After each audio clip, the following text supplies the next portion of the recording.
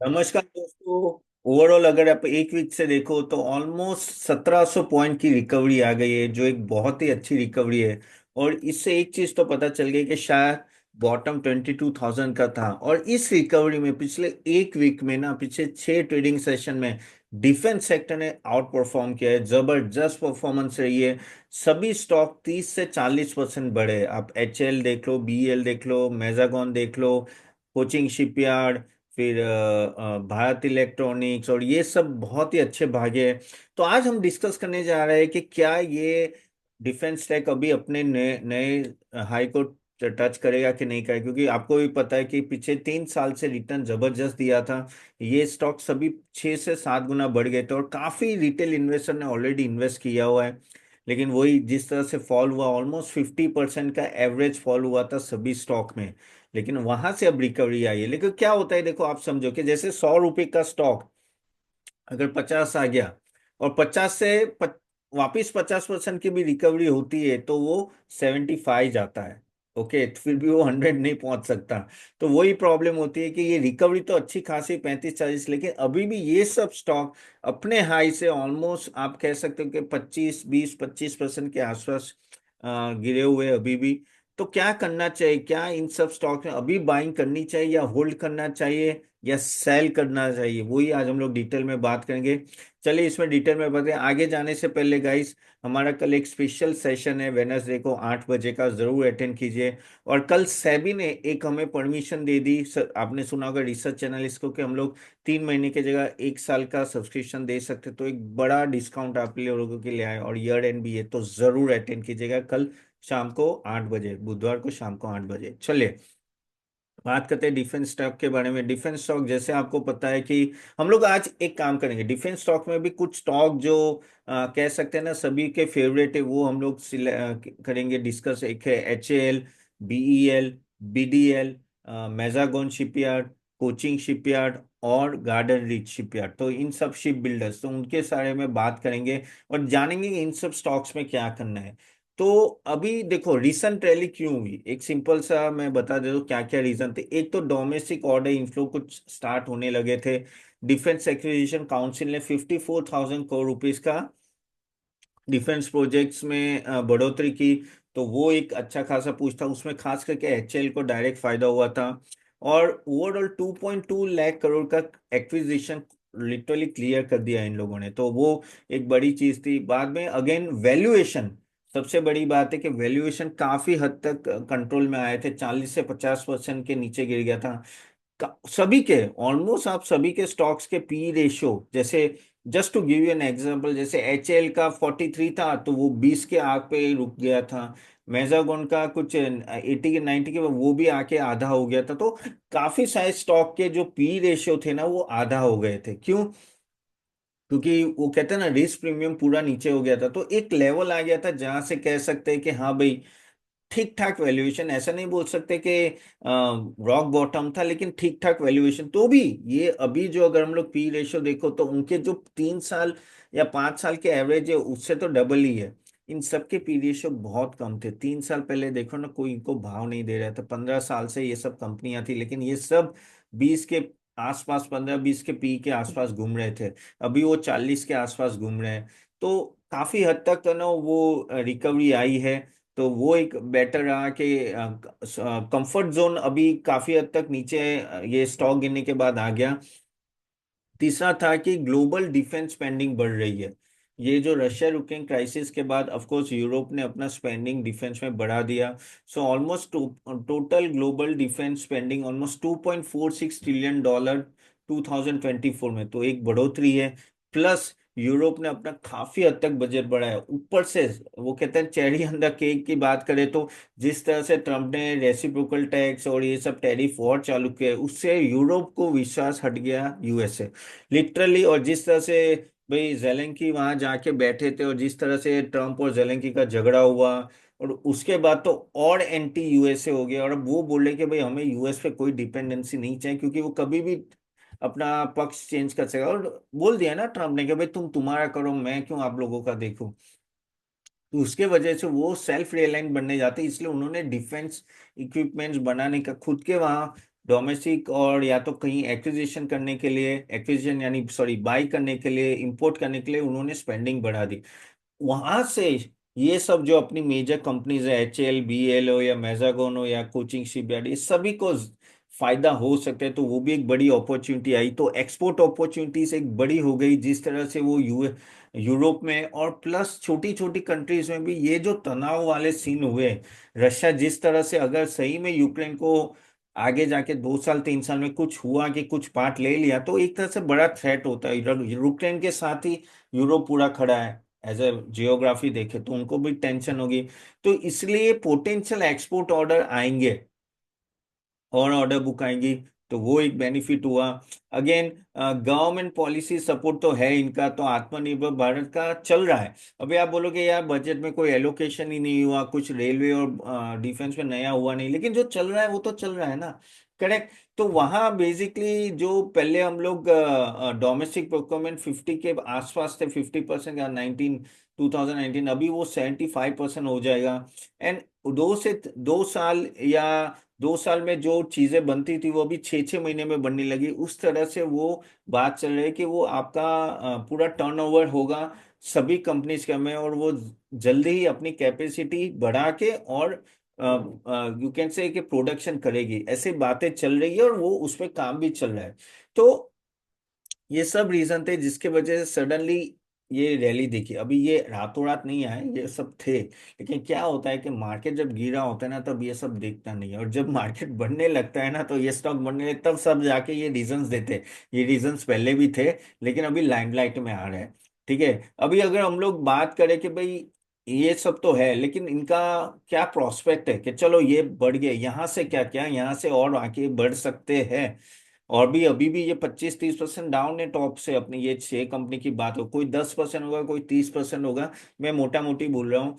तो क्या यहाँ से बढ़ सकते हैं, तो वो बढ़ने का कारण एक ही हो सकता है कि भाई यहाँ से वो अपना सेल्स बढ़ाए, तो सेल्स बढ़ाने के लिए ऑर्डर चाहिए। तो ऑर्डर इनके पास जबरदस्त है। अगर हम लोग एक एक कंपनी के बारे में बात करूंगा, बाय द वे यहाँ से मैं कोई रेकमेंडेशन दे नहीं रहा हूँ, मैं आपको सिर्फ इंफॉर्मेशन दे रहा हूँ, आपको बता रहा हूँ क्या हो सकता है इसमें से। हाँ, कुछ कंपनी हमने हमारे क्लाइंट्स को दी हुई है जो बहुत ही अच्छा परफॉर्म की है।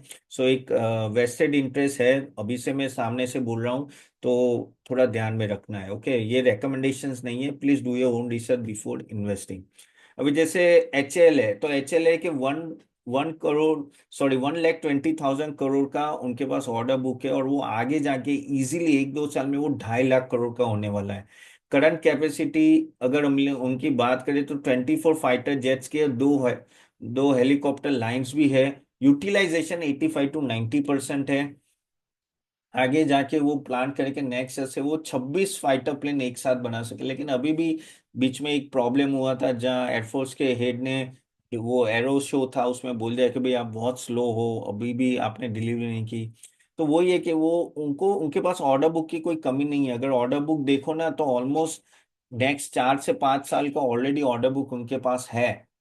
वो है कि क्या वो कैपेसिटी बढ़ा के हो सके उतना फास्ट ये ऑर्डर डिलीवर कर पाते कि नहीं, वो प्रॉब्लम सभी कंपनीज को है। तो ऑर्डर तो किसी को प्रॉब्लम है। अगर अब BEL को देखो 71,000 करोड़ का उनका ऑर्डर बुक है, तो वो भी ऑलमोस्ट नो काफी हद तक 4 से 5 साल तो ऑलरेडी अच्छा खासा ऑर्डर बुक है, 90% यूटिलाइजेशन है। अभी वो भी बात चल रहा है कि भाई आगे जाके वो नेक्स्ट जनरेशन इलेक्ट्रॉनिक्स और सेमीकंडक्टर में एंट्री कर रहे हैं। BDL का 21,000 करोड़ का ऑर्डर बुक है, और मिसाइल असेंबली उनकी होती है, तो अगेन वो भी 95% के कैपेसिटी पे चले। वो प्लान के 3 से 5 साल में वो अपनी कैपेसिटी डबल करने वाले, so that no new missile और उसमें वो ऐड कर पाए अपना हुनर बोले या अपनी टेक्नोलॉजी। मैजागन डॉक की बात करें तो 34,800 करोड़ का ऑर्डर है, बुक ऑलरेडी है। वो आपको पता है सबमरी और वो सब बनाती है, तो वो भी ऑलमोस्ट फुल, यानी पूरा 100% कैपेसिटी पे चल रही यूटिलाइजेशन। 15 शिप और सबमरीज वो एक साथ बना सकते हैं। 5,000 करोड़ का एक्सपेंशन अभी नियर टर्म में वो करने वाले हैं, और वो अपना शिप बिल्डिंग कैपेसिटी वो डबल करने वाले हैं। उनको करना चाहिए। देखो इन लोगों को अगर ये कैपेसिटी सब कंपनीज बढ़ाए ना, ये कंपनीज जबरदस्त आपको प्रॉफिटेबिलिटी देगी। पहली बात तो ये इनकी कोई कॉम्पिटिटर नहीं है, और ऐसी टेक्नोलॉजी है जहाँ पहले तो कोई गवर्नमेंट किसी को और को आने नहीं देंगी, प्लस कट थ्रोट कंपटीशन में भी, सॉरी कट थ्रोट कंपटीशन नहीं है लेकिन टेक्नोलॉजी जबरदस्त है, तो उसके लिए वो कोलैबोरेशन कर रहे हैं वर्ल्ड ओवर। लेकिन अगर ये लोग कैपेसिटी पे काम करें और डिले तो सीरियसली इनका प्रॉफिटेबिलिटी बहुत बढ़ सकता है। अगर कोचिंग शिपयार्ड की बात करें, 22,500 करोड़ का ऑर्डर बुक है, और 2 लार्ज ड्राई डॉक्स वो कह सकते हैं बना सकते हैं, उस तरह से वो भी 23 वेसल्स अंडर कंस्ट्रक्शन है, तो पूरा फुल कैपेसिटी पे काम कर रहे हैं। और वो नया न्यू ड्राई डॉक बना रहे हैं, और वो बाहर है कि 4 गुना कैपेसिटी शिप रिपेयर बिल्डिंग में वो बढ़ाने वाले हैं। कोचिंग शिपयार्ड का मार्जिन शिप रिपेयर में ज्यादा आता है, वो वहां वो 4 गुना कैपेसिटी बढ़ाने वाले हैं। कार्डन शिपयार्ड की बात करें, उनका भी 23,800 करोड़ का है, उनकी कैपेसिटी 15 से 20 वेसल एक साथ बना सकते हैं, ऑलरेडी हाई यूटिलाइजेशन है। और इंक्रीमेंटल कैपेसिटी वो ऐड करने वाले हैं आगे जाके नेक्स्ट 2-3 साल में। तो इन लोगों का अगर आप देखो ना, तो एक तरह से वो ये कि they are trying their best, still they are not able to, कहना उस लेवल पे आ नहीं पा रहे जिससे वो डिलीवर फास्ट है। क्योंकि अगर सब लोगों का, जैसे कोचिंग शिपयार्ड का तो 7 साल का ऑर्डर बुक पड़ा हुआ है, अरे यार, यानी तो यही मतलब हो ना कि आप डिलीवर नहीं कर पा रहे हो। 7 साल तो बहुत होते हैं, कैसे ये 6 साल 7 साल या 5 साल को वो 2-3 साल का करे, उस पे ही वो लोग काम करने वाले हैं। और आई थिंक 1-2 साल में होगा, लेकिन पेस थोड़ा कम होता है, ये सब कैपेसिटी बढ़ाना इतनी इजीली नहीं है, और बहुत ही कठोर टेक्नोलॉजी होती है, वो इजीली डेवलप भी नहीं होती, ऐसे मैन पावर चाहिए, ऐसे टेक्नोलॉजी चाहिए। लेकिन प्रॉब्लम ये होता है ना कि मार्केट सब कुछ एक साथ डिस्काउंट कर देता है, तो उन्होंने एक साथ डिस्काउंट, इसलिए ये सब स्टॉक्स इतने भाग चुके थे। तो इन सब के वजह से ना आई थिंक ओवरऑल अगर हम लोग बात करें तो इन लोगों के जबरदस्त फ्यूचर तो जबरदस्त है, बस वही है कि किस तरह से इस पे आगे बढ़ेंगे। अभी हम लोग एनालिस्ट की बात करें या ओवरऑल भी मैं बात करूँ, तो इन लोगों का कोई मुझे प्रॉब्लम दिख नहीं रहा है। As a business and all that is very good, very sound business, order book जबरदस्त है। जो खेलना है हमें वो वैल्यूएशन पे खेलना पड़ेगा, क्योंकि at the end of the day valuation plays a role. और ओवरऑल ग्लोबली भी अगर हम लोग, मैं बात करूं कि भाई ग्लोबली डिफेंस स्टॉक कैसा क्या है, तो मैं कुछ नाम देता हूं आपको। जैसे लॉकहीड मार्टिन जो नंबर 1 है यूएसए में, 35% का CAGR रिटर्न से वो दे रहा है, और 4 गुना हो गया already. Similarly north crop Grumman, वो भी यूएसए का है, वो भी बहुत अच्छा परफॉर्म है। BAE सिस्टम 80% का ग्रोथ हुआ है। ओके, देन जर्मनी के रिलमेंटल, फिर थैलेस का फ्रांस, और हनवा एरोस्पेस साउथ कोरिया का, ये सब कंपनीज के नाम उससे देखिए, ये सब बहुत ही अच्छे परफॉर्म की है defence companies over the years. फिर उनका एक्सपोर्ट बहुत बढ़ता है। देखो अपने वहां सबसे बड़ा बेनिफिट क्या है कि भाई लोकल प्रोडक्शन, लोकल तो अपने को ऑर्डर मिल ही रहे हैं अपने गवर्नमेंट से, लेकिन अपने पास एक्सपोर्ट की भी बड़ी अपॉर्चुनिटी है वो छोटे छोटे कंट्रीज में। करेक्ट, थाईलैंड हो गया या कहीं और हो गया, छोटे जो श्रीलंका हो गया, बांग्लादेश हो गया, तो वहां उनको अगर चाहे तो हम लोग आराम से वो भेज, और वो हम पे रिलाई ज्यादा करेंगे ना कि यूएस। अब यूएस और यूरोप हर जगह तो नहीं पहुंच पाएंगे, तो ऐसे कंट्री में हम पहुंचे, इसलिए एक्सपोर्ट का भी बहुत बड़ा स्कोप है। तो इन सब पे उनको काम करना है। तो आगे जाके जियोपॉलिटिकल क्राइसिस तो अभी बढ़ ही चुकी है, और जिस तरह से ट्रम्प की पॉलिसी हो रही है, तो उस तरह से लोग सेल्फ रिलायंट रहना ज्यादा पसंद करेंगे। तो यहाँ से मुझे तो ऐसा लग रहा है, अगर मैं सभी पॉइंट देखूं और जिस तरह से हमने बात की है, तो एक चीज तो तय है कि स्टॉक में प्रॉब्लम नहीं है, बस आपको ये देखना है कि वैल्यूएशन ठीक ठाक। तो मेरे हिसाब से अगर आपका बहुत लॉन्ग टर्म पॉइंट है कि भाई अगर 3 साल 5 साल 10 साल में, तो ये सब स्टॉक्स अच्छे ही है। अब 10-20% ऊपर नीचे हो जाएगा। हाँ, अभी वो जो बहुत बढ़ गए तो उससे तो काफी नीचे आ गए, और अभी वापिस नीचे से भी ऊपर है, लेकिन एक चीज बता देते हैं कि ये सभी स्टॉक में स्ट्रेंथ है, तभी ये बढ़ते हैं, और प्रॉफिटेबल है, सब कुछ है। तो आपको बस वही है कि राइट स्टॉक सिलेक्ट करके ना थोड़ा लंबे समय के लिए आप इन्वेस्ट करोगे तो मिलेगा। हाँ, शायद 1-2 साल थोड़ा आपका रिटर्न ऊपर नीचे, लॉन्ग टर्म में I think it is very hard to beat this type of companies जहाँ लोगों की एंट्री ही नहीं होती है। अब जैसे मैजागन सबमरीन बना रहा है, कौन बना रहा है इंडिया में? कोई नहीं बना रहा है। जैसे ये HAL फाइटर प्लेन्स बने, कौन बना है? कोई नहीं बना है। इतना इजी नहीं है, लाइसेंस भी नहीं मिलेगा। तो इन ये सब ध्यान से देखे ना, आपको थोड़ा लंबा सोचना पड़ेगा अगर आप रियली में सोच रहे हो कि मुझे इस इन सब कंपनी में इन्वेस्ट कर, और पैनिक नहीं होना है। पैनिक होना है, लेकिन हाँ बहुत नीचे जाते, it's always a golden opportunity to buy this stock. और अभी पी रेशियो भी आप ये देखो, ये जो हुआ ना, इससे पता चल गया कि भाई कितने लेवल तक ये स्टॉक भाग सकते हैं। अभी एक बार नीचे आ गया, अभी जो होगा, अभी क्या होगा, धीरे धीरे मूवमेंट होगा ऊपर के साइड, ऐसा फास्ट नहीं होगा, लेकिन धीरे धीरे। लेकिन अगर ये एक दो क्वार्टर से अगर रिजल्ट अच्छे आने लगे तो I think things will be much much better. So this is what my suggestion will be. Of course कोई रेकमेंडेशन नहीं है, खुद का रिसर्च करके फिर ही इन्वेस्ट करना है। Just this is for knowledge purpose. Honestly I am positive in defence पहले से था, बस वैल्यूएशन का इशू था, आगे जाके भी वैल्यूएशन का ही इशू रहेगा। अदरवाइज इनकी कैपेसिटी, अरे कैपेबिलिटी में कोई डाउट नहीं है। तो तीन चार पॉइंट आपको देखना है कि वैल्यूएशन, दूसरा है कि कैपेसिटी कैसे बढ़ रही है, तीसरा कि वो टेक्नोलॉजी में आगे बढ़ रहे हैं, कोलैबोरेशन कर रहे हैं कि नहीं कर रहे हैं, और चौथा सबसे इंपॉर्टेंट पॉइंट, कब डिलीवर कर रहे हैं, क्या वो डिलीवरी दे रहे हैं कि नहीं। ऑर्डर बुक तो पड़ी है लेकिन डिलीवरी नहीं देंगे तो भी प्रॉब्लम है। तो ये सब पॉइंट आप अगर ध्यान में रखोगे, I think things will be sorted out and accordingly आप इन्वेस्ट कर सकते हो। तो होप आपको ये वीडियो अच्छा लगा होगा guys, and thank you very much for joining. Do like it and share to everyone. आपके कोई क्वेश्चंस है कमेंट बॉक्स में जरूर डालिए, और मैं थोड़े आपके, या सो प्लीज डालिएगा, और मैं आपको नेक्स्ट टाइम मिलता हूँ। बाय द वे, जैसे मैंने बोला, कल शाम को एक स्पेशल सेशन है, जरूर अटेंड कीजिए 8 बजे, मैं लिंक दे दूंगा आपको यहाँ। Okay, thank you very much, see you then, bye.